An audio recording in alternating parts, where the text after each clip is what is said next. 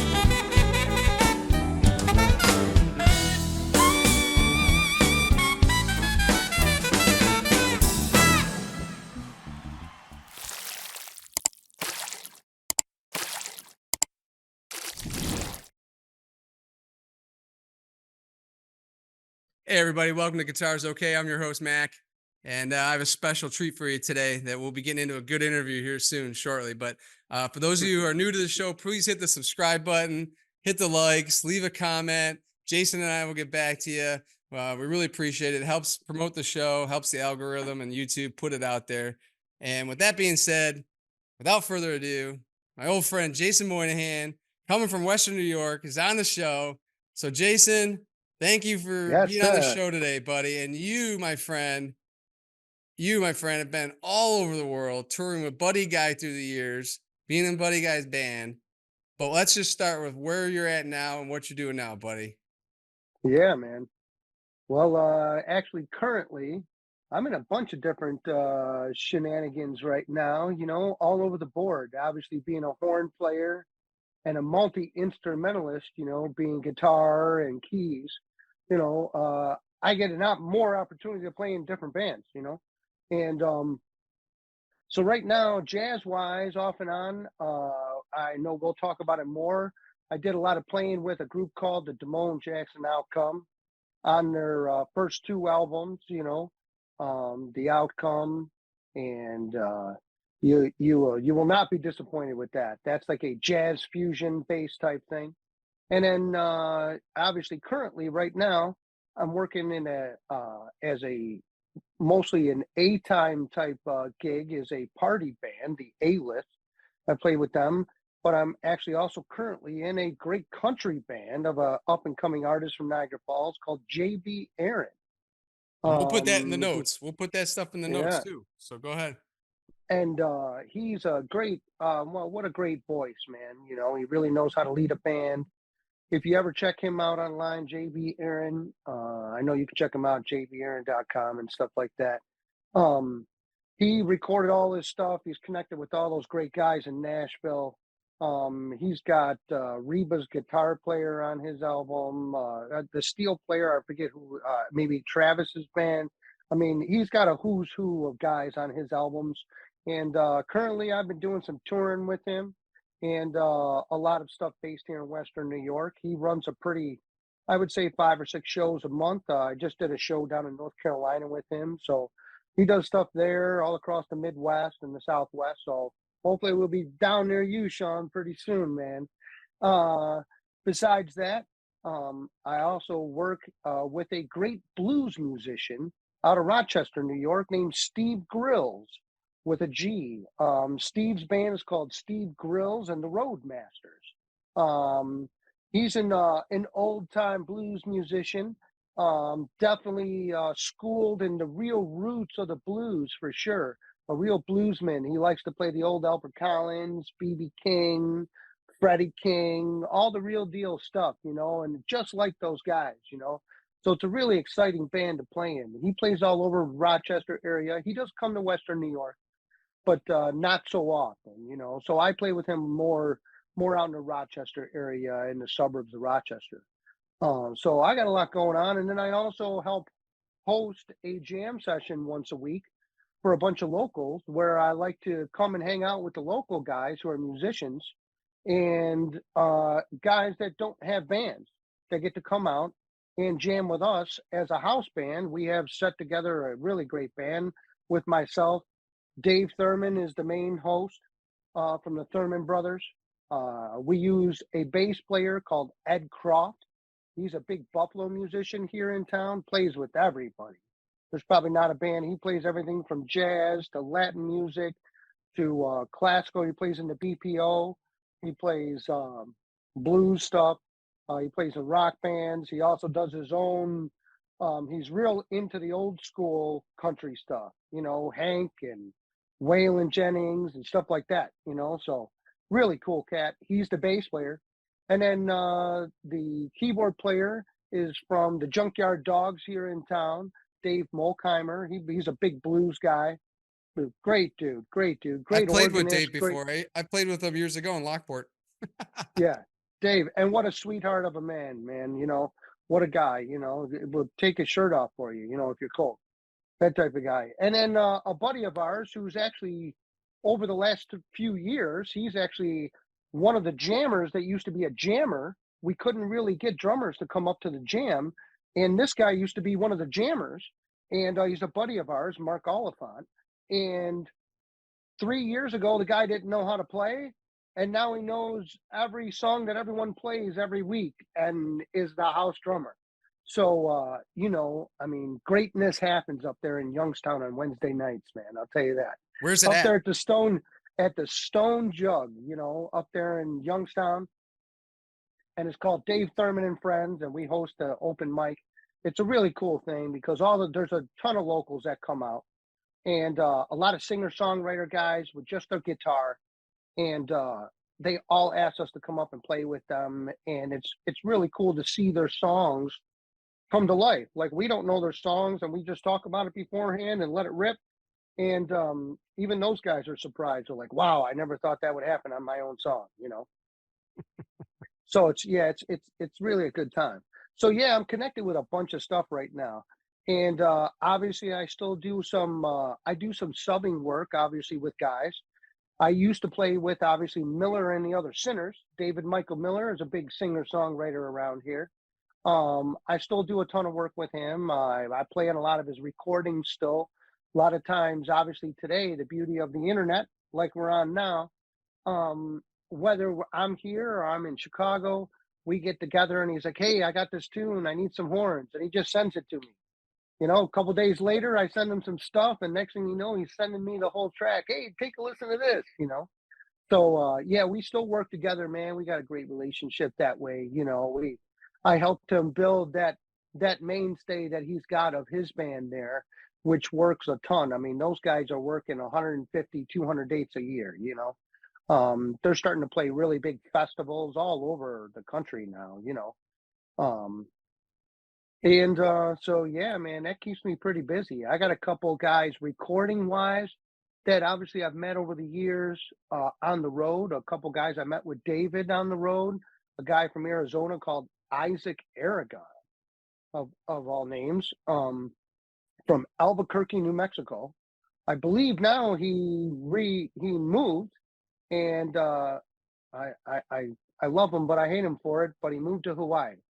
So yeah. So, but I played all the tracks on his last album, and we haven't seen each other in 10 years.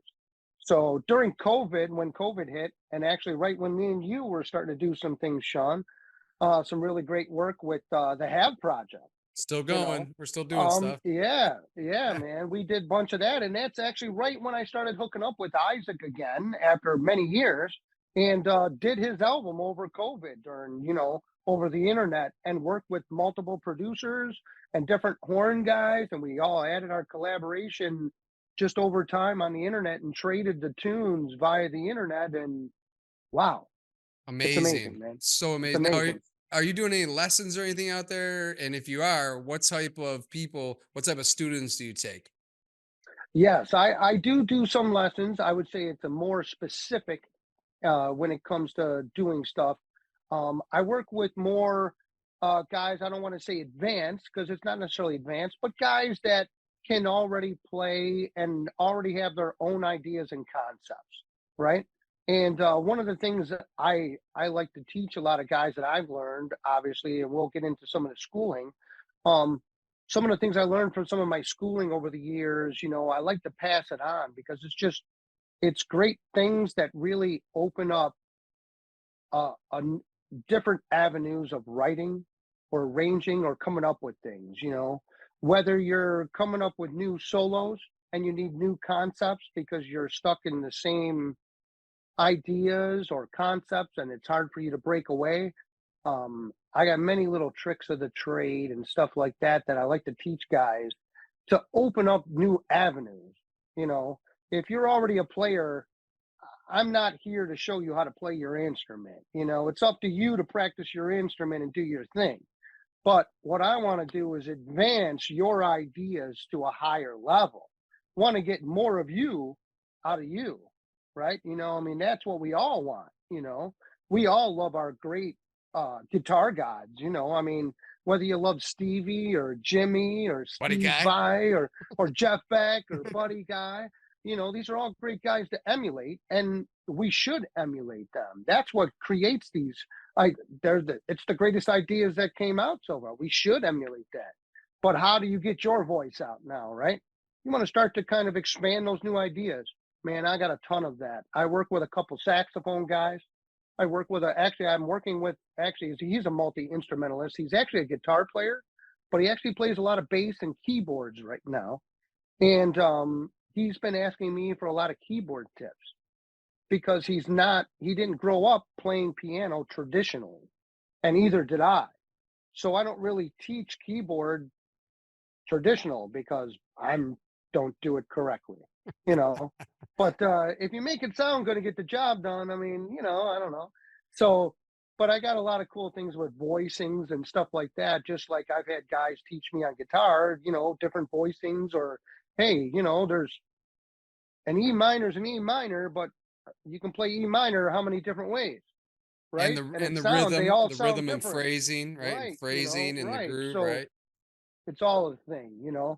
So I'd like to say that the stuff I can really give to people as lessons is definitely concepts. We talk about and find out where you're at, and I can definitely turn you on to so many concepts that it's like opening up a Pandora's box to your own mind is what I'd like to say, because it's already there. I'm just unlocking a different avenue for you that you didn't think about to do it. And it's just kind of systematic ways to get you to create differently. I Right. love it. I You love know, it. So and good, Jason. So good. yeah. I love it. And Hey, I'm gonna say something real quick. If somebody yeah, sees this here and they message us and they get to be a student of yours, let me know. Because if they're in America, I'm gonna send them a shirt. I'll send them a shirt for signing up because they saw it here. how about it? How about it? Seriously, man. As long Yep. as they're in Yep. America, and we'll get it going. So, Jason, you've been around, man, and you've got some years under your belt and experience. And so, for those of the viewers out there that don't know you as well as I do, they've already heard a little bit that you're doing jazz, you're doing country, you're doing blues, and you've got this plethora of fantastic professional touring knowledge and gigging knowledge and recording knowledge, right? Right. But let's start for a second. Let's back up for a second. So we went to Niagara Wheatfield, right out in Sanborn, right? Together. And you're sitting there. I think you're in the Sanborn area somewhere. Right? I So am. I won't give am. away Yep. your location, but you Right. are in the area. So and you went to school. Well, I graduated ahead of you. You graduated with my wife and your wife and everybody all Yep. graduated together. You guys, I think 92-ish or something. But Yep. but yeah. So tell everybody like what happened when you went from this little small town area, right? And where did you go after that? Yeah. Well, it was definitely an interesting journey for sure. Being in high school there, obviously, I got at our high school there at Niagara Wheatfield, we had some great educators when it came to music. And, you know, you kind of, when you're young, you take that for granted because you don't really know who those people really were when you're young because you don't really know the real population. But now, as an older musician, I realize that the guys we had at Niagara Wheatfield were really the top on call guys in Western New York, right? So, I just luck of the draw, right? We had a great foundation, and that really set me off the ground where making All-State my last few years in high school, I became in 10th grade the second chair guy in New York, and my junior and senior year was the first chair guy in out of all in New York State. And with doing that, I happened to meet an instructor from the Berklee College of Music in Boston, Massachusetts. Obviously, I'm sure some guys would be like, "Oh yeah, what is that?" Some guys obviously know and are like, "Yeah." So obviously, Berkeley is one of the most a very prestigious music school. You know, a lot of different avenues to go down once you go there. Some of the greatest players have been there. It's kind of got a weird kind of rap, I think, because a lot of guys have went there, but not too many people have graduated from there. You know, Yeah. uh, yeah. And I was fortunate enough to meet this guy who was one of the instructors at an all-state event. And he kind of recruited me and said, "Hey, you should apply up here." And I did and got accepted up there and went to Berkeley and got a performance and arranging degree. And that was pretty exciting. And it was great hanging out with the best of the best. I mean, there they bring people in from around the world. I mean, I think when I was there, almost half of the students were foreign students outside the United States.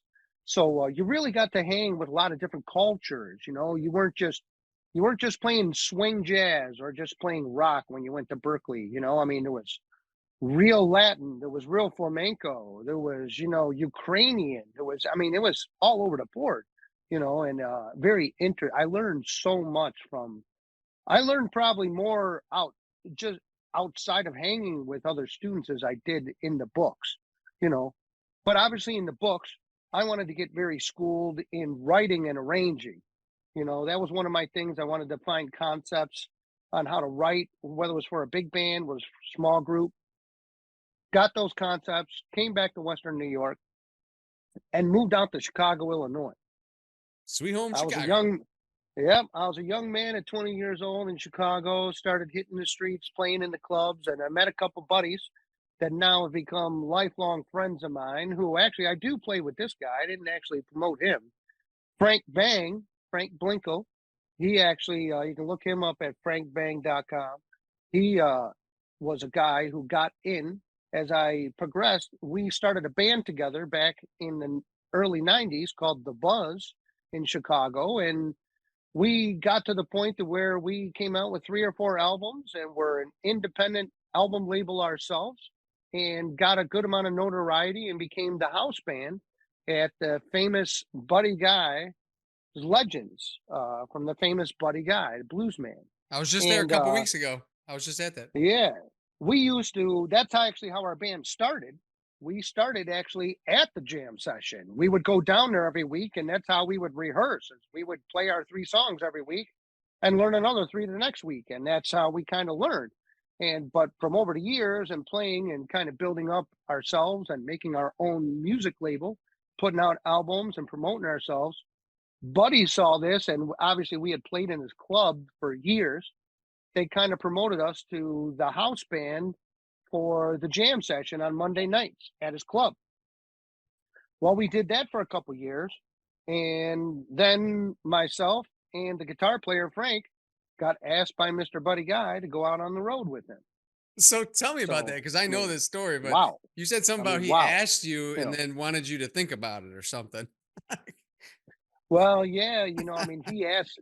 Actually, my buddy Frank called me, and my buddy Frank was actually already sort of in the band. They had already asked him to be in the band, and he went to a rehearsal actually on like a Tuesday during the afternoon, and he called me up later that night and was like, "Hey Jay, you're never going to believe this. Buddy Guy wants to see you down at the club tomorrow night." And I was like, after everything had happened and him getting in Buddy's band, we thought our band was done and we didn't know what we were doing. Now he's calling me, telling me that Buddy Guy wants to ask me something. I'm like, is this some sort of prank? Because if this is dude, this is cruel, right? Because I know this sounds bad, but we would do these kind of pranks on each other. So, we were kind of used to pulling the chain that hard. So, he was like, no, I'm serious, Jay. You got to go talk to him. I said, all right. So I go down to the club and, I'm sitting in there, like a nice little proper boy, not even drinking. Yeah, I'll have a glass of water, and Buddy comes and sits right next to me and, is like, "Hey, you're Frank's horn player." And I'm like, "Yeah, I'm Jay." And he's like, "I got a question for you. Would you like to go out on the road with me?" And I'm like, I didn't even know. I was like floored. Like I was not expecting that, you know. And he was like, um, "Is that a yes or a no?" And I was like, "Yes, sir." I mean, what else do you say, man? I mean, you can't turn that down. No way. So that turned into almost 8 years, So I Now, what mean, what an year, incredible what ride. time frame is this, Jay? This was like 1999 to like '07, There you go.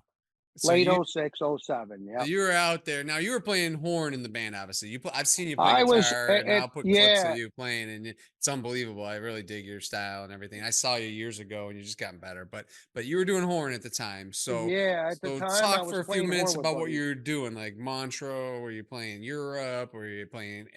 Come on, man. Talk for a second about that. Yeah, obviously touring with a bona fide Hall of Fame recipient. I think he's got 8 Grammys. I don't know, something like 20 Blues Awards. I think 5 or 6 WC Handy Awards. I mean, it's just he's got the presidential award. He played for Obama. I mean, so the guy's repertoire precedes him pretty well. I mean, so playing with a guy like that, when I got asked, I was young. I was 26 when I actually got with him, and so I was still very much a young buck greenhorn, you know, to the road and to the real level, right? And the most incredible thing about playing with someone like Buddy is that he's influenced so many musicians across genres, whether it's guys like Brad Paisley, whether it's you know Led Zeppelin, right? Dave Matthews, Robert Plant, Robert Plant, I mean all these Clapton. guys, John Mayer, Clapton, Hendrix, I mean, you go back, there's videos, there's great, I mean, you can find it on YouTube, man. I'm sure you've probably seen it, but there's a great YouTube video of, and I believe it's late 50s, early 60s, of Hendrix actually rushed out of one of his gigs to go check out Buddy playing in New York City. And he is there, and obviously tape recorders then weren't some small little tape recorders, but it's a video of Jimmy sitting at the front table with this big tape recorder, tape recording Buddy's set so he could try to emulate this later, right? So, we all thinking about these great legends, Eric Clapton, I mean, Eric Clapton, he tells some great stories of the first time he heard Buddy. It was like, man, Buddy was like his biggest number one idol, I mean, so, I mean, he influenced all those guys, Keith and Mick from the Rolling Stones, So when you're out on the road with him, all of these guys, if they're out there on tour, man, they want to come and like pay their respects per se to Buddy, And so what a great job being a side man in a Legends band, and John Mayer or Robert Plant comes up and jams with you standing right next to you. Santana, right? You said Oh yeah, I like mean, yeah, I got to know Santana like he was a cousin of mine, I mean, it was like, "Hey Carlos, what's up? Hey, how's it going, Jason?" Just kind of like, what it was that sounds weird story to of Robert say now, Plant? I mean, You had a story of Robert Plant where he was all nervous, like waiting for Buddy Guy one time or something. When he Oh like, yeah, well, as you were saying, the places we've played, this kind of ties into all the different places we played. Obviously, Buddy is plays all around the world, so he took me around the globe. Whether it was all over Asia, Singapore, Indonesia, India, Japan. We went to Australia, um, Austria, um, New Zealand, and then you talk about every country in Europe, whether it's Spain, France, Norway, Germany, Finland, Sweden, Italy, you name it. I mean, we've been to Belgium, we've been to all of them. And, he would play over there in Europe. A lot of the festivals are kind of like combined festivals over there, jazz and blues festivals. Well, that doesn't just mean it's jazz and blues. There's like on some of them, there's like rock music, like Carlos is on them, like Montreux, Switzerland, which is one of the biggest jazz and blues festivals known to man, you know. And so we would play over there, and a lot of times Carlos would be over there for a couple weeks and would hang with Buddy. Well, we're on this tour one time over there, and we get to Norway, and we're playing a festival where there's multiple venues in town, and they're big festive. They're big venues. Like one's a big hall, one's like a big arena. Well, we get to the hotel, and it's a hotel where all the musicians from the festival are staying there, which Buddy typically didn't like because he liked quiet places and liked to be on his own. And but this one we happened to be all together. And we happened to go down for sound check as the band. Well, Buddy doesn't go to sound check. We take care of everything for him, and he shows up at the show. And so we're downstairs waiting for one of the runners to come pick us up from the hotel to bring us to the venue. And we're standing outside with our credentials on, our little laminate, and here comes this guy to me and my buddy Frank, who I was just talking about. And again, I'm 26 years old. My buddy's like 29. We're huge Led Zeppelin fans, and all of a sudden here comes this guy, and we're like, wow, this is Robert Plant walking towards us. Am I seeing this right? And he comes up and looks at us, and he kind of looks at us and then looks at our laminates and goes, are you guys with Buddy Guy? And we're like, yes, sir. And he's like, is he coming down for sound check? Because I'd like to ask him if I could jam with him tonight. And we're like, Okay. you're Robert Plant, right? And he's like, I'm Robert Plant. And we're like, he doesn't come to sound check, but I'm pretty sure he's going to be okay with you coming out and jamming tonight, man. Why don't you come on out and give it a shot, man, and we'll see where it goes, And sure enough, he came out that night, and we ended up playing Sunshine of Your Love. He sings Sunshine of Your Love. Oh, wow. It was crazy. Cool. That was a crazy night. That's cool, man. Good But, stuff. stuff like that happened on a nightly basis playing with him, I mean, that was one of the extra gifts to not only, touring with a great and unbelievably spiritual musician that's, really influenced just about everybody in rock and roll, Yeah, and I saw that I put videos out already. Some friends, and I'll post one on a short or some of you playing with that Farm Aid. That's a great video where he's like messing with you, and he probably did that a lot, but where he just decides, I'm gonna mess with the horn player right now. All right, Jay. He's like, "Beep, beep, beep, beep," and you're like, you're just like Trey, like Trey Nate's with him. He's like singing literally in the mic, trying to get you going. Like, and then John Mayer's like stepping back a little bit, just like, like, hold on a second now. And that's where Eric Clapton was right, where he said like you have to watch Buddy Guy like a hawk, because he just like, he does whatever he wants on stage. Like that was one of the craziest things, we rarely rehearsed, but one of the things I got told when I got in the band was I got handed a stack of like 10 CDs, and it was like every CD was like the greatest hits of Buddy Guy, and it was like literally like 80, 100 tunes, and they were like, learn these. Well, yeah, but what's the set list going to be? Well, there's no set list. Buddy calls what he calls, and you just got to know it. All right, cool. We'll go with that, So that was some cool stuff, That's hilarious. But to lead you into some other cool stuff, which I know you like, Shawn, I know why we're really here, which is good guitars, right? We're good guitars, stuff we do, right? Well, speaking of being on the road, when I was on the road with Buddy, my second year I was on the road, Fender wanted to come out with a custom Buddy Guy replica of like what his actual custom polka dotted guitar was. And they wanted to sell one that you could buy at a Sam Ash or a Guitar Center at your local store. But they wanted it to be, they really were adamant when they talked to Buddy about wanting it to be up to his standard, right? Off the shelf, but not be $2,500, as a custom shop polka dot, because they had to, at that time, they didn't really have a way to do polka dots as a production line. They did them like one-offs, literally, as they made them in the beginning. So they were very expensive and time consuming. Well, they came up with a procedure to be able to do that type of print on the wood and make it the same. And they had come out with the first 50. And we were on the road on the BB King Blues Festival playing with BB King every night. And we stopped at the factory and they gave him like 20 of these guitars.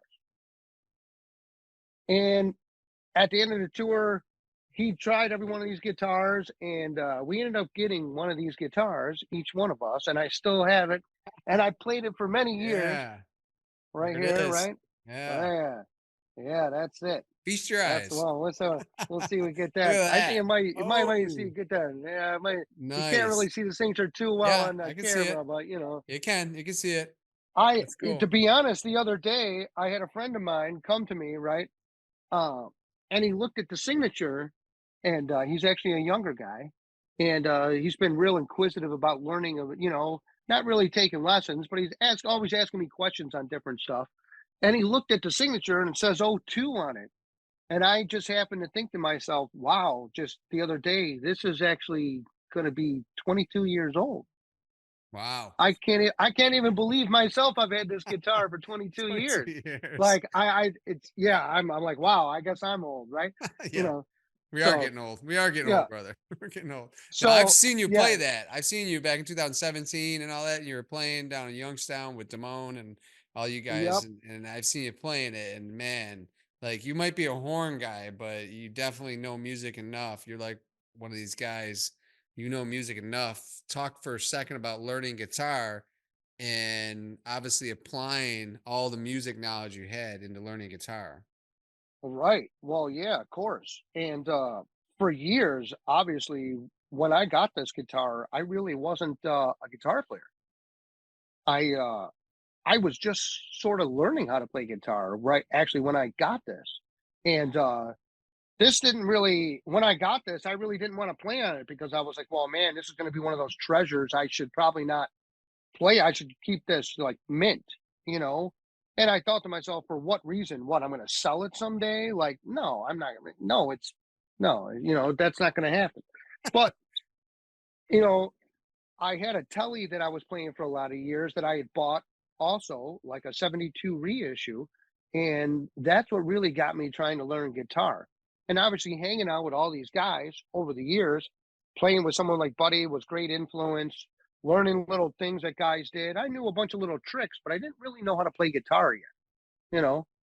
And I started just like anyone else, just being more inquisitive about how do I become a better rhythm player, because everything I was learning was solos and notes and single lines. I wasn't learning how to accompany a singer or be a guy in the band instead of be up front in the band, right? And I wanted to know how to do that. Like, yeah, it's cool to solo, but man, I want to play some songs. Like, I didn't know how to play songs yet. So I really started shedding that way, and learning chords, and started trying to transfer stuff I learned from keyboard to guitar, and then asking guys, how do I play this chord? How I play that chord? Oh, can I move this chord here and it still works? Nope, that don't work. Okay, don't do that. And it was just trial by error, like everybody, and obviously being a pretty accomplished musician already, things came somewhat easier to me. But obviously the music end comes easy and the number aspect comes easy. But the one thing I always tell anybody, when you learn another instrument, you still have to physically learn whatever instrument you're going to play. You can know music, but there's no cheating what you have to do to learn a guitar, to learn a bass, to be a drummer. You can learn the notes and what you got to hit, but until you do that physically with your muscles over and over again to get that feel in you, to be relaxed, that's really the key. And obviously that took me time, just like anyone else. I know, we all do it, and man, we're always still learning.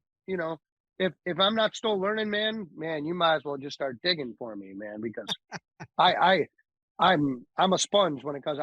I'm still checking out new guys all the time, whether it's Me too, guitar, buddy. keys, Me stuff too. like that, But you could hear But sound. Your ear is already developed. So you being oh a horn yeah, player, plenty you of are. stuff. So if you're going through a chord, you know what triads are, you know what inversions are, you know what a flat third compared to a third is, you know what the blue note is, the flat five, you know how to play out and how to what it's not Oh yeah, out and what's in and how to make it work. And it's not about playing out, that's the problem. It's about landing on the right spot, tone chords compared to key tones, you know all that stuff.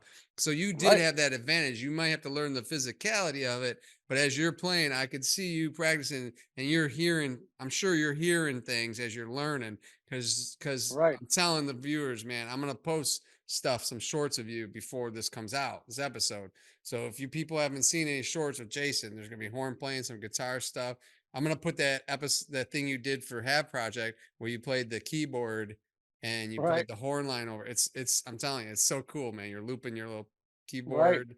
It's sick. So you've got all that musicality in there. You still got to get it out your fingers by That's the play. hardest part. It is the That's hardest the part. hardest part. I think the learning any new instrument is because you already have those. You can already get those ideas out on other instruments. So the frustrating thing is not being able to get it out yet on the new instrument, and that's only because you don't know the instrument well enough. Yeah. So You know, you uh, know how to do, you know, if all my friends and everybody I've listened to, Jason, you are the consummate musician. You know music and you know what you want to hear and you know what you want to play. You're that right. good. You're that level. There's a different level between us hobbyists and pro. And so you can hear things like I was telling you, my son can hear. You can hear stuff out. You can hear stuff going out. I've been learning and getting into that the last year or two with Osnoy and Schofields and whatever. Just listen to anybody I can, Corey Wong and you name it. But you've already been there for decades now. So hearing you play guitars was fun. When I walked in and saw you in 2017, I didn't know it was you up there. You were playing guitar on the stage. I'm like, where's Jason? I'm like, oh wait. Oh my God, that dude jamming on guitar is Jason. I'm like, well, then Yeah. it was like, oh yeah, we go to sit down. And Gail's like, I didn't know Jason played guitar. I'm like, well, makes perfect sense to me. It's like with Right. Buddy Guy, Right.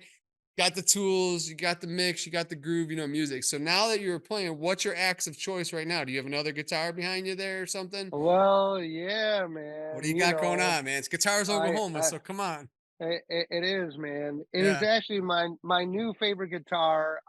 I've been playing this. I've not played another guitar for the last 6 months Love right that now, feeling. and I got this gifted to me from a really good friend of mine who's an older gentleman, Mr. Paul Rizak, he's a great fan around the area. He's a great harp player, actually. I call it the Mississippi saxophone. He plays a great harp, mean harp. He's a great friend of mine, family friend from years. I think he actually grew up with my mother. Actually, went to high school with my mother, actually, and we became friends over the years. And he helped me out years ago when I was going through some hard times, and we just kind of meshed together. He's kind of been like my older uncle, who really isn't related to me, kind of per se, right? We all kind of have another distant friend that's become close, and this guy's been really close to me. And we have a mutual friend that passed away a few years ago, and he owned this guitar, and he gave it to my buddy Paul because his name was Paul. So now you can guess what it is. Oh, But whoa. Gold. Is that gold top? it's a It's a nice, nice, wow. brand spanking new Ooh, Les Paul cold trapezoidal. top. Yes. Yeah, Ah, yes. trapezoidal. I love it. Yeah, okay. All So right, man. it is not Nice. it is not vintage for any of the listeners. I wish it was, but it is not. I think actually it's a 16 or 17, you know, but it is actually a really nice piece of wood. I got to admit, I had it set up by a great dude in town, Jack Thurman. Jack Thurman from the Thurman Brothers. He set it up here in town, and I've done a little bit of my own setting up to my liking to kind of finish it off. And I was never a Les Paul guy growing up. I've always played Tellys. I've always been a Fender guy. I tried over the years to be a Les Paul guy and failed multiple times. It just never felt comfortable in my hands, no matter what Les Paul I played. And I even played vintage ones, and I don't know what it was. I don't know if I just wasn't at that time in my life or whatever. But he came to me one day, and it was an odd day. I was kind of out of it that day, and he called me up out of the blue. And he said, "Jason, come on down to my house. I got something for you." I came on down, and he's like, "Yeah, do you know our buddy? You remember Donnie?" I said, "Yeah, yeah." He's like, "Well, he gave me this, and I don't play guitar, but it deserves to be played, and you're the man that's going to play it. You're going to give it the history of its life. Here you go." You know, and man, I didn't know what to say, man. It was one of the greatest gifts I've ever been given, man. I mean, sure, man, we all get money, and yeah, it's not a 57 or whatever, but man, I don't have people giving me guitars, man. I don't even have people giving me $50 guitars, man. You have two Okay. guitars gifted So, to you. right. Yeah. Right, dude. You So, I mean, do. are you kidding me, dude? I mean, this is like incredible. Yeah. So, like, I was just completely blown away. So I told him, I said, "Listen, I'm not a Les Paul guy." I said, "But you know what? I'm only going to carry this to my gigs, because if I bring my Fenders with me, I'll pick up my Fender 3 tunes in and I won't come back to it." So I literally, for months, all I brought was that guitar, just so I could not play another guitar on the gig. And there was a few times on gigs where I was like, "Oh my God, what am I doing? Just go get the Fender," you know. And but it, I don't know, man. It just kind of melded in my hands. And I got to tell you, the other day I played a gig, and I was like, "You know what? I haven't played my Fender in a while," and I brought out the Buddy Strat, and I played it on the gig, and I missed my Les Paul. Oh, there you go. That's the litmus test right there. So that was quite a feel. That was, you know what? That was one of the coolest feelings ever, man. Was to know that I finally made the Les Paul feel comfortable for me, and I didn't even really realize it. And Nice. but yeah, it's been a great guitar, man. It's really brought out some different things in my playing. Obviously, all that cool Southern rock stuff, man. Man, you gotta love it, man. Now, what are you using? Not 10 gauge on it? You using 10s, 11s, 9s, I am using tens, man. 10s? That's what I got. Yeah. I do like 11s. I'm more of an 11 guy. Yeah. But after all the years on the road, obviously now I could probably go back to 11s again, probably, because I don't play as often as I did before. But I found when I was on the road all the time, and you can buy the beefier lower end, which is I do like the 11 on top, but I do like more of a 50 or higher on the E. Right. Gotcha. Instead of So a the 46 or 48, something. yeah, the 48 on the Yeah. 10s is kind of like, yeah, it's a little weak. And the 10, I wish it was an 11, you know. But you can do different, you can make up your own ones, whatever. But Mhm. I found that the 11s over time of being on the road for a few weeks at a time, it would eat my fingers up, Right. you know.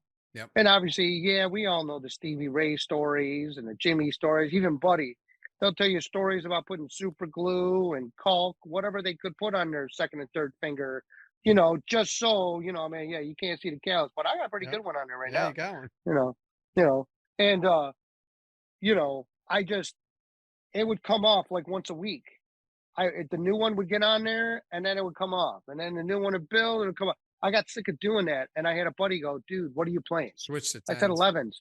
He said, "Dude, go to 10s." I said, "Man, man, I'm not going to be weak." And he's like, "Man, he's like, "Dude, you're going to have to learn how to replay because you're going to overbend everything now. You're going to Yep. learn how to play. You're going to have to play lighter now." And I'm like, "Man, I don't want to. I want to still jet." He's like, "You want your fingers to hurt, or So I tried it. Not only do I not snap a string ever, but my fingers haven't hurt since.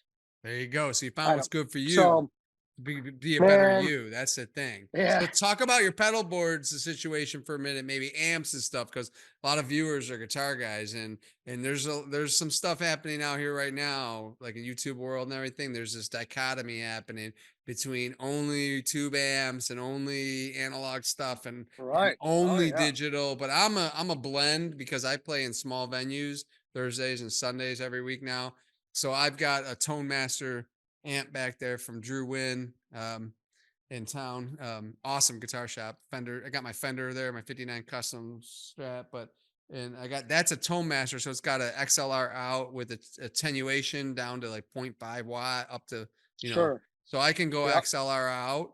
And then I've also got now an HX stomp in my board that I can use through amps, or I can just go direct to PA. So what kind of pedals have you been using for some of the music you're doing? Yeah, I'm using my two amps of choice that I've been using right now. I have a which I don't use it much because it is a bigger amp. It's a 410. I'm using one of the Blues DeVilles.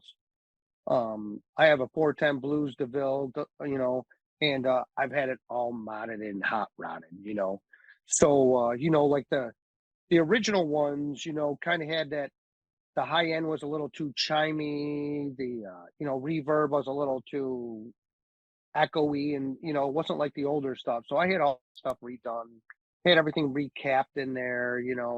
New power units put in. All retubed and stuff. It's a completely different animal now. The problem is, it's I think that's a Class A 60 with 410, so it's pretty loud. I can't really use that in any of the small clubs I play in. So I was using some smaller tube amps for a while, but I have, like you said, I've went to the digital world, which for me was like a big stop again. I was always a tube guy growing up. You know, but I'm using one of the Fender Mustang amps, which is a emulator A amp. modulator. Yeah, Mod, and I gotta say, modular. I've kind of found my setting. I'm not a guy who likes to switch amp settings all the time. I'm not looking, I'll switch my tones with pedals first. We'll get to the pedal board, but amp wise, I like to keep it simple. I like to run a tone and then run whatever else I need on my board, unless I'm running multiple amps, which I have run both of those together for a nice stereo effect. I Nice. do like the very good cleans out of and the Mustang, again, it's a single 12, but it's 100 watts Mhm. analog. So, Yep. I mean, to be honest, in small clubs, I don't think you run it past two. It's Right. loud. It's Right. loud. It can hang even on the big stages. If you wanted to. I mean, and it's got direct outs on it, so you can run it clean. You can run it with no volume out of it, but still run into PA, and it sounds incredible, right? So Yeah. I use a 65 twin type sound on there, and kind of have it set up kind of stacked with a nice a little bit of gain to give it that simulation, I like to call it, of what a tube crunch would be going into it, even Little though punch.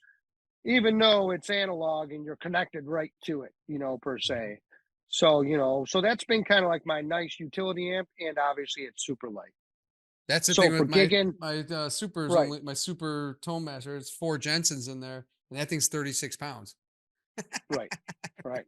I think this thing is like 16, Oh God, yeah, you know. I've seen them I around. mean, It just looks the like, the the whoop, whoop. speaker is pretty much all the weight in it, Yeah, because everything else is digital. So, I mean, it's very light, it's very loud. I have changed a couple speakers. Um, I think right now, currently, I have a Line 6 speaker in there right now from really one of my old interesting. Line 6 amps. Yeah, Yeah, but I wanted to put in. It has the speaker that actually they put in it isn't technically rated for the full 100 watts. gotcha. So I blew up the first speaker in it because I was playing it on the road without having it mic'd. Right. And so I was running it really hot, and it just started cracking up. And I noticed I got a small little seam crack in the speaker. And I switched it out to a more higher output speaker that could handle it. And yeah, it's crystal clean. I mean, again, I don't run it past two and a half. And people are telling me to turn down, so it's No got way. plenty of power, Don't listen to yeah. him, man. Loud and proud, buddy. So then I use my board. I'm actually pretty simple right now. I'm using I believe that's the HX effects, I think. Is it the bigger? I Because you believe got it's the stomp is the little one I've got, and then you've got the next size up, right? About 6 of them. yeah, this is a 6 button. 6 button. Yeah. Yeah. Yeah. Mhm. Yep. Yeah. And it's just effects. There's no Mhm. amps, no nothing like that. It's just effects. Okay. But it allows you to have 6 different effects, whatever it is, through the, you know, HX library, which I do have the other one, which was the, I believe, what was the H9 maybe or something like that, or it was the other one where it was just a single one, but it had every pedal in it, right? Yes. So it has 100 different pedals in it, but you can only use one at a time, you know. So I have that one as a sort of a sidecar, and then I also have the 6 button one. So I really technically have about 7 I could run at once if I wanted to, you Mhm. know. But I'm still a pretty simple guy. Um, on my board on that, I literally have on the HX, I have on the bottom row of it on all of my settings, I set up 3 different tonal settings. That's what So I do. like Yep. so I have like one is a tube screamer, one is an overdrive, and then one is a tube drive. And then I have them all sort of set up differently, right? So I might have my tube screamer set up as like a crunch and low mid boost, where my overdrive might cut the lows and give more of a higher compressed shredding sound, right? And then Mhm. my tube one is kind of like creamy and compressed. So they're all just like they're all sustained and crunch based, but very tonally just different, you Mhm. know. Yep. So I just use them in different tunes for it, and sometimes I stack them in different ways for different tones, you know, which is very important to experiment with, you know. Um, I wouldn't suggest experimenting with it in a live atmosphere, but hey, man, whatever does it for you, man. If you want to scare the people, scare them and Scared of yourself. I'm down people. with it, you know. I've done it. Hey, Yeah, man, it's all I've done good, it. you Yeah. know. It's like And I've scared the people right I out of the place. So, you I know, I use mean, like that's a why, you know, I use like a clean setting, a crunch setting, then like ambient because I'm playing a lot of ambient stuff in churches and that. So I like all the delays and all that type of stuff, more the wet sounds out of my right, HX stomp because I like the plate. I do like their plate reverbs and everything that HX right. has. Yeah. The guy Yep. that set them all up right now, where he came into this and set up the algorithms. I can't think of his name offhand. I should know, but anyways, it's pretty amazing. I do like the Adriatic delays and the heliospheres and stuff. And I'm using the effects loop out of the HX Stomp to run my Halo Keeley. That's an Oklahoma company. Keeley, all the Keeley stuff, Keeley Oh, mods, I and love Keeley, it. yeah, I love their Keeley stuff. compressor, Yeah. yeah. So I've got a Love it. Love it. Halo with like a, I've got a dispatch master in the effects loops, which is like 2 pedals in 1, the Earthquaker device. So it's a reverb delay kind of thing. So I can turn off the HX stomps up and use those pedals, or I can kind of blend and stack stuff. And then, I've got a looper that Nathaniel Murphy up at Chicago Music Exchange. You ever watched him? Oh, man. Yeah, Beautiful. I got to hang out with him and did a little short with it. Gail was running the marathon, my wife, for St. Yeah. Jude up there a Yep. few weeks ago. And I got to meet him. He was there and we just hung out and I started talking soccer with him. He's from Europe and then we were Oh, talking those pedals. guys are incredible, man. Those Yeah. guys are incredible. He's if you ever watch us playing, but I've got an MXR clone loop that I do when I'm doing solo. And then I've got for my overdrive, an exotic pedal, which Alan Hines talked to me on a Zoom meeting last year when I started getting into guitar again. And Alan Hines, you ever listen to his stuff out in Yeah. LA from Musicians Institute and when Chuck was there, GI back then. He's been out Yep. there forever and he recommended it's got a mid boost in his exotic pedal. So if I turn that on, I've got all these settings and then like this the Strymon Cloudburst is at the end of the chain outside of the loop, outside of the HX stomp. And that brings in this whole string thing when I'm Yeah. playing. Oh, yeah. Oh my Yeah. gosh, Those are like the nice. Yeah. Strymon is just Yep. unbelievable quality, buddy. But yeah, I'm with Yep. you, man. Like I intersperse all this and like I forgot my power cord to my pedals the other night at a jam thing.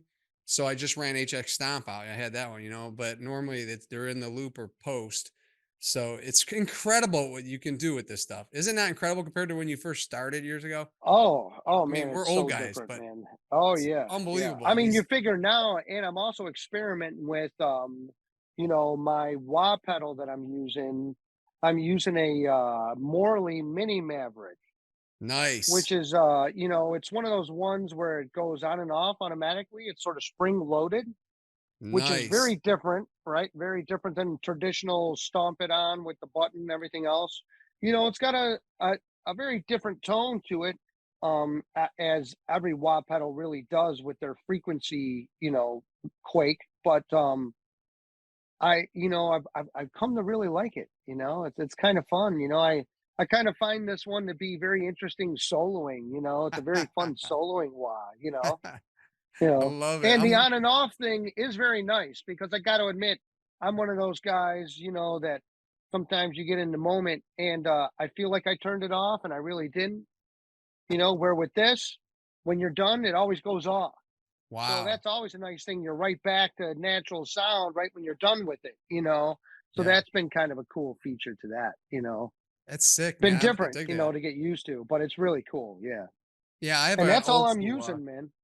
I've got an Yeah, old I'm just school using wah those back there, three. but I've been looking at a volume pedal. So if you ever catch Seth Lee Jones on any of my shorts, man, Ernie he's Ball, baby. yeah, well, I've got like a little Dunlop one I've been looking at, but the mini one for just to try on the shortboard. But yeah, the Ernie balls and all, but the volume pedals and stuff like Seth Lee Jones here in town plays open tunings and builds. He's a luthier, and I'll send you some shorts, Yeah. man. He's doing the Yep. wah wah thing as he's tapping and doing slide playing behind the slide and open tuning. It's like wow, there's always these little kind of things you can add to your board, right, and pull it out a It's little. mind blowing. I know it's Yeah. like learning what you were talking about earlier, buddy. It's like it's just like never really ends. You just kind of work with what you've got, and then Right. start messing. Like I'll pull that exotic driver off soon, and I'll probably put the blues driver back on the boss pedal.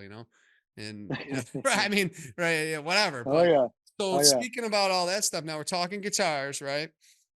And you're talking amps, and you're talking pedals, right? And you play blues, you're out playing blues, but you're doing more like what horn with like country and some of the other stuff, I'm right? doing horn and guitar with the country stuff. Horn and Yeah, I'm guitar. doing a lot of Okay. horns with with the regular stuff. I also I'm writing a bunch of stuff right now on the guitar. Actually, starting to write some of my own album stuff. That's was stuff I wrote years ago and kind of pulling it out of the vault and going to work with my brother in Chicago to put some stuff together. Which is kind of would be more of a blues kind of funky, like a funky blues type thing. I've been way into guys like Corey Henry and the Funk Apostles, stuff like that. You know, um, what are the other guys I've been into funk wise lately? That's the kind of stuff. Obviously, like you were saying the Schofield stuff. I've been back listening to all the old Uber Jam and electric stuff he kind of started doing. So that's kind of been the stuff I've been listening to a lot of lately. But I mean, I listen to everything. Like we were Me too. talking. I'm I love music, man. If you tell me the next great country guy, I'll listen to that, man. If you got a metal guy, I'll listen to that. I mean, I got no qualms about listening to anything, man. I really I love being expanded on to new stuff or to a lot of times that's how you really get turned on to a really new cool musician. Whatever they expand you onto that band, but you're like, man, who's that keyboard player? And then you're like, oh, well, that guy's from this band. And then you get turned on to four other things. And that's, I love going down those rabbit holes because you really find some cool new guys to hang out with and really expand on to new ideas. I'm always about learning new ideas, man. That just happened You with me. know, I was listening to Oznoy lately because the Tom Bukovac thing, the Oznoy, and then I heard like this Ozone thing, which is Oz's band, like a funky thing, and I started hearing the keyboardist, and then I looked him up, and then I heard this vocalist, and I looked her up, Sarah Nimetz or something, and right. then I found out she's playing with this guitar guy and her solo stuff, all within like an hour the other day. And then I'm listening to his stuff, and he was the guy that did all the music for Wonder Years and West Wing, and now he's touring with her. And then he's got Marty Schwartz playing with him years ago from YouTube stuff. And I'm like, what? I just went from listening to Oznoy to like to like finding this cool Right. keyboard guy who sings really well. And another band that always fascinates me is Young Gun and Silver Fox. So Okay. so yeah, man, the keyboard dude and he sings, and the guitar guy with silver hair, the older guy, he's American. and he used to play with John Oates and all them guys, and then he's with this band. And so, like, one thing leads to another. Next thing you know, right? You're like, Right. oh, listen, Yeah. I'll listen to a brand new John Mayer. I'll listen to Joey Landreth. If you don't listen to Joey Landreth, I need to send you stuff, man. Joey's the man. Yeah. You're listening to Joey Yeah. Landreth, I'll check it out. Brothers No, man. Landreth. Oh my Turn me gosh. on, man. Bonnie Raitt just won a Grammy. That was Joey Landreth's song, Brothers Landreth. And there's a Okay. connection here to kind of to Tulsa with that guy Seth I was talking about. I'll send you videos of Seth and him playing with up in Michigan, Saginaw at the Mule Resonator place, because they're all playing open tunings and all this stuff. And it'll blow your mind away. Like, Joey's just a consummate musician right now. Like, all Wow. Rick Beato and all them guys are just like he's the man. And he's out touring, him and his brother. But yeah, you share that stuff, you send a link, hopefully somebody will share some of these videos, right? Oh yeah, man. You Come know on, it. post them on Facebook. We'll get this done. We'll get this cranked out, and do some commercials. We'll get some shorts of you playing, and I need to find some more guitar stuff of you. I know Lisa's Okay. recorded some, and I mean, Yeah, there's probably some stuff on there. Yep. I can take a video, separate it, run it through the DAW, and kind of fix it Right. up a little bit, make it sound a little fatter and better. But so here's the Cool. thing is at the end of the interview here, like, asking like you kind of were going there. What type of bands are you listening to now? And what's some of the newer stuff you were saying, like the funk stuff you've been listening to, right? It's probably in your playlist Yeah. lately.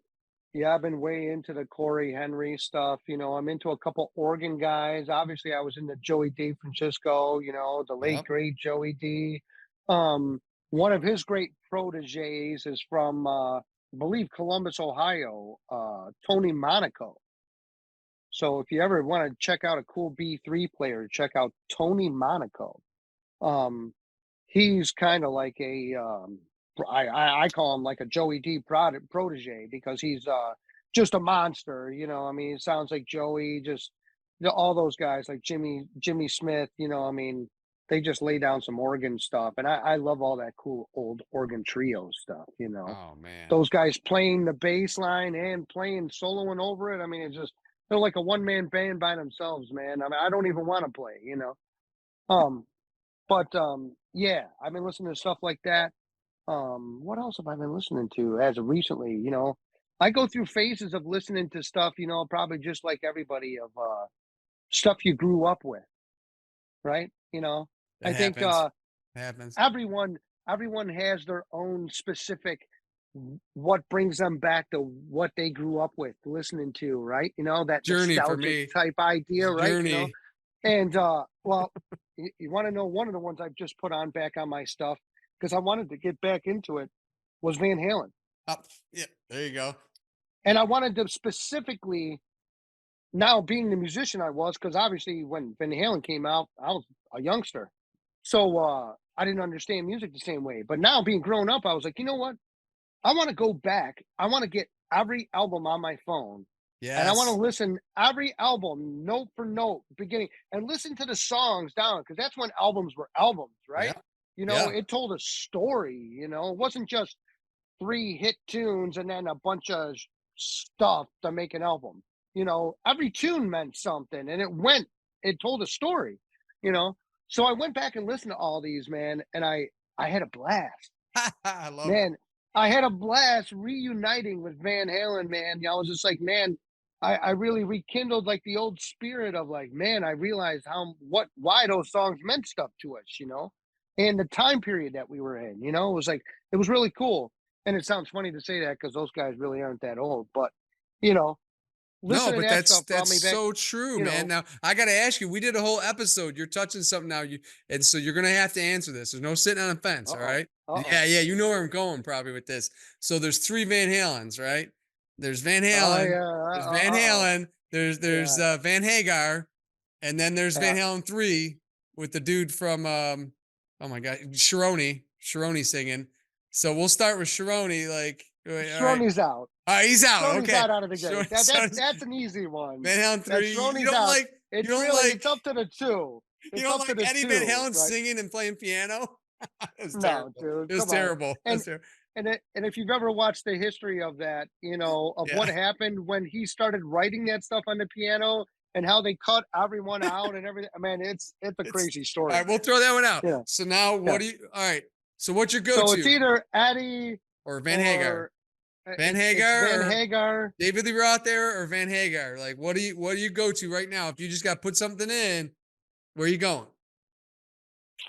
I mean, it's either Diamond Dave or Hagar, right? You know, I'm gonna have to go. My personal feelings for me, Drum roll. and it is the original, man. I'm I'm a Diamond Dave guy, but you know, I had someone explain this to me not too long ago about how you tell the difference. I mean, obviously you can hear the difference between the two guys. Totally. Oh my God. But if you weren't listening and you had to read lyrics, how would you know if it was Dave or Hagar Sam? is all about love, man. Love comes walking in, dreams. He brought the love because he's a I'm in guitarist, love. pianist. He brought I'm in love, the baby. emotions, I'm in man. love. Summer Dave- nights, you know, like woo. Dave was just completely upfront. Yeah. It's about sex. It's like party. It's about Party mode. sex. Let's party and have sex. You know, Yeah. let's have sex. You know, Yeah. you know, the dirty teacher, man. You know, dude, that was him, man. You know, that was flat out just sex, man. Sammy was a lover.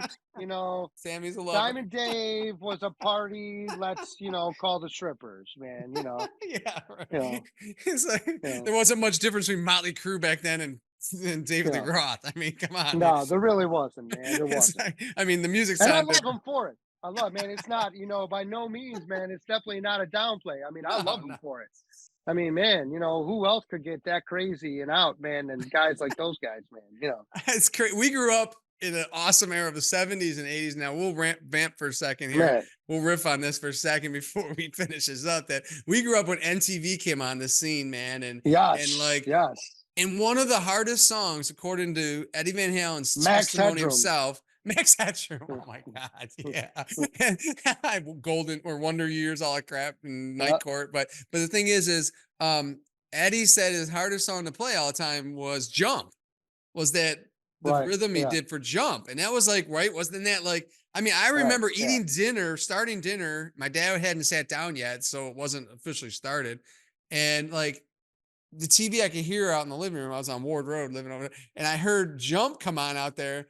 Dun, dun, the piano. And I went, whoa, and I ran out there and I was just like, what is he doing? The kicks and the jumping. Oh, yeah. Flying across the scene. He's flying across the videos. And so like we grew up in an era where two things I want to say real quick is that rock was king. Right, rock was king. So Boston and Zeppelin still playing and blah blah blah. But then we also got into. We were the first ones to really do multi genre. So I had Journey, Cinderella, Judas Priest, and then I had LL Cool J, and then I had Kumo D CDs, and then I had Hammer Time. Right. So this is my CD collection when we were in high school. Like we were the first generation to like listen to like mine outside was the box. even more whack than that, man. You had probably jazz stuff or something. Right. I did. So like I grew up with a bunch of my buddies that were in school. Man, we listened to Kiss, Def Leppard. Yep. Journey, all the Toto. Right. All that stuff. In the meantime, I'd be at home. I'd be listening to Coltrane, the Glenn Miller Orchestra, Tommy Dorsey, right? I'd be listening to that stuff, in the meantime, and then I'd be listening to Pink Floyd and, like I was really eclectic when I was young, man. It was weird because like my friends really, they come in the house and they thought my grandparents had been listening to the last album that was in there. Because I'd have the Glenn Miller Orchestra in there and I was learning horn lines, I was learning, I was learning In the Mood, I was learning how to play the solo right and playing to it. Well, my friends would come over and I'd be like, oh, I got to switch this album out. Oh, no, we'll just listen to that. I'm like, you probably don't want to hear that, man. No, put it on. And I put it on. They're like, oh, yeah, we don't want to listen to that. I'm like, oh, yeah.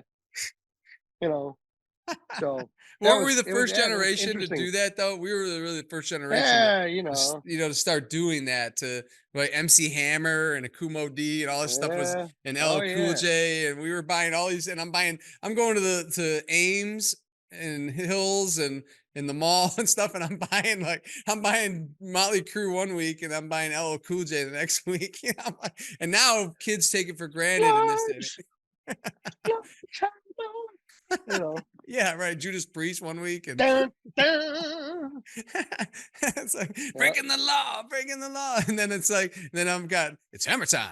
And then it's like Depeche Mode comes on the scene and right. And then at the the same time, cure. ZZ Top would come on, And then you know, and yeah. you'd rock out the ZZ Top, man. You know, I mean, Aerosmith was like there jamming. was, yeah, yeah, Yeah. It's so funny oh yeah, how now we take it for granted because streaming, we could literally be sitting here hanging out and start going down rabbit trails and be all right, over right at their right. fingertips, which is pretty darn cool. We can watch It's YouTube, unbelievable. stream stuff. Now we're not going to get into it. We could do a whole separate episode on how it's bad for the industry and how some of these artists tell you at the end of the year how little they make off of Right. Spotify and you know what I Oh mean? yeah, man. And it's so easy to just like rip everything off now. But I mean, it's out there. It's that age. Deal with it. You know, YouTube's not Right, going away, and neither is Spotify. There'll be something else down the right, road, but it's gonna be the same or better. So, you know, right. put your big Yep, pants, pull up your big boy pants, because that's just what's gonna happen right now. Like yep. you're Oh right. yeah, So we'll save oh that for yeah. another episode when we That's a talk good one. about how to be I want to do a series in the springtime. I'll bring you in on it and how to be a professional in what it was before, but what it is now, right? As we're entering Sure. into this Oh digital, yeah. we're full on into the social media digital era. Like you got to be on Instagram if you're going to be pushing guitar stuff still. You know what I mean? Right. Not Yeah. Facebook. TikTok. I have a TikTok thing going. I experiment and use it like an MTV thing, and it's just a test like what. And I've got 97,000 views on an old song from 1970 something. Then I get like 300 views on a killer guitar guy that nobody wants to listen to. You know, so it's like Right. trying to figure this out. But that'll be a separate thing. So I've got some series coming up for viewers out there. It'll be the relevance of guitar stores in the modern era with guitar store owners coming up. These guys, Nice. we got some really good guitar stores in town, believe it or not, man. Homegrown, Oh, I believe it. small owned here in T-Town, Fenders, vintage amps, you know what I mean? Everything. We had to get to go play them and hang out and go to another one. And we're blessed here in Tulsa. But I was talking to, and it'll be out soon, the guy from Sine Wave Amps. He used to be Two Rock. Yeah. He almost bought Two Rock. It'll be an episode coming up. I've already talked to him. And he said he's out north of San Francisco and he has no guitar stores. He can drive for 2.5 hours and he just has no mom and pop stores anywhere. That's insane. That's Right. insane. I mean, look at us. I mean, where's the guitar stores around town now? The family owned. Where did Chuck used to work on Grand Island? You remember? Oh yeah. You know what I'm talking Yeah. I about. forget what the name. Yep. Jackson. Yeah, that Jackson. was Jackson Music. Yeah. Yep. And look, I don't know if Jackson's still around, but I do know that Tony the Lockport one. Tony was it Petrocelli or is the one that owns Lewiston Music, which is now called Niagara Music Okay. because it's up here on Military Road now, in Ah, between Packard, in between Packard and the Boulevard on yeah. Military there. So So, my point um, is we've and he's lost a got a lot lot, of good stuff. Yeah, but there's still some there's a coming back. there's a couple down in the South towns like Clarence. There's a good place that opened up called Cadence Music, which is owned by a guy down there, Sean DeShare, which is a good guitar player in town. He's always got great vintage stuff and different, good pile of stuff to pull from. Same with Tony up here at Niagara Music. Yeah, they both have really good stuff. Because you'll never replace, like when I bought this 59 custom reissue, I stayed away from it in my buddy's shop, man. I didn't want to touch it because I was in the buying thing where I would get ready to buy my first, a really good guitar for once in my life, Right, you know what I mean? And I paid the same price for cars years ago. You know what I mean? Like for right, that price. And I didn't want to touch it, but you'll never take away that aesthetic quality of touching something. And then, like you mentioned earlier, sometimes a certain instrument, a certain horn you get, a certain guitar makes you play different. You get a different feel to it. You get a different groove on with it. You know what I mean? And you bond Right. with it. You bond with that Oh feeling. yeah. So man, like I'm gonna do a whole series down the road here on the relevance of guitar stores, and I think that's one of the key issues is that you can order from Sweetwater, you can take a chance on whatever reverb, Right. all that crap, and that's fine because I might do something like that down the road with acoustic. But the point is, if you can get in and get your hands on stuff, I mean, that's a different thing, man. That's a It so is. It is. so and then the production thing, another series will be coming out. I'd like to get you down here in the spring is talking about because I think you've helped a lot of people and you've been through a lot of this. Is what's a professional guitarist and artist? What's it look like right now? You know what I mean? Right. Because it was a long time ago. You got demos and tapes, and you dropped them off at radio stations, and Oh yeah. you did all Oh that, yeah. and It's way different. you went Yep. around, you posted crap, and now you post on social media and whatever. Right. But I mean, Yeah. Daryl Hall from Hall Notes is against like big labels and everything for years, decade now, and you know what I Right. mean. Yeah, I mean, so anyways, that'll be something we can. I'd love to bring you in on, Jason. Like, get your Yeah. opinion on Definitely. that. So we'll keep you in the loop for that one, dude. You Hell good? yeah, buddy. All Yeah. right. So as we're finishing up here, once again, where can people find you? Do you suggest more Facebook? Is what's the best to find you? Yeah. They can find me on Facebook under Jason Moynihan. That's Moynihan. I'll Yep. put it on the screen. And on my Instagram, they can also find me on Instagram. I'm under J Moynihan, under JAY, and my last name. And to email me, you can always contact me on email or messenger me on Facebook Messenger or through Instagram. I get back to everybody on that stuff. But if you want to email me personally, that is also a different email address, which I did actually have this type of horn, which is zebrasax, ZEBRASAX, at MSN.com. Okay, so zebrasax at MSN. You can always contact me there. That's how I do a lot of my stuff, of my sharing of any kind of music with people, any instructional videos, any kind of info, whether we're trading music or motorcycles, whatever you want to trade me. I'm willing. Yeah, You buddy. know, That's yeah, what I'm talking yeah, about. yeah, you know. And Um, we're kind of old school, so we don't mind like gabbing or digging in a little bit and getting to know people. yeah, yeah. We're not texters who are afraid to like meet somebody. Oh yeah, yeah. And I don't mind texting with just guys either, man. I have Yeah, both nowadays, obviously, yeah, Some guys are more comfortable doing that. Hey, no problem. Yeah. yeah. You're You still flexible. get You're any way you flexible. get the work done, I'm down with it. Let's get it done. That's how Jason, I'm about, you've had your hands in so you much. know.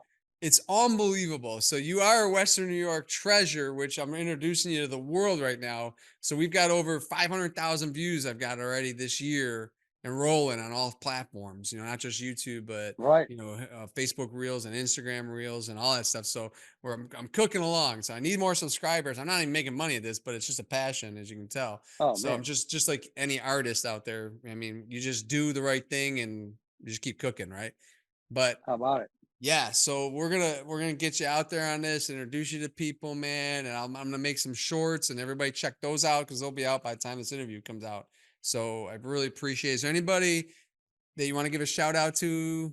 Any your wifey, kids, anybody on YouTube land? Oh man. Well, man, always want to give a shout out to you, brother, man. Always thankful to have you as a friend. It's been a lot of years, man. We reconnected after a lot of years of not seeing each other. So I yeah, still it's been remember you great, walking around the man. hallways, man. I do remember because I I was know, hanging out with man. Mike Lewick and Paul Zwelling and all them guys, and you were Yep. like walking through the Oh yeah. halls, man. And I was like, man, I wish I Yeah. could play guitar. Yep. Yep. Yep. So So it's just so yeah, man, that's about it, man. Yeah, I'm just thankful at this point in my life, man, to have all the stuff I have, man. I got a great family around me. My kids are doing great. I'm obviously way into baseball, as you can see behind me. My kid's yeah, a big boy. baseball player down in Florida right now, hoping for good things in the future here. And College. my daughter's looking at going into the Air Force here next year. So She's in her senior year of high school, so you She's know she's looking killing at it. going into the FBI and wants to go into the Air Force first and get some schooling. So yeah, man, I couldn't be more proud, man, I love So it, man. It's great stuff. That's awesome. Jason, stay on the line as I finish up here, buddy.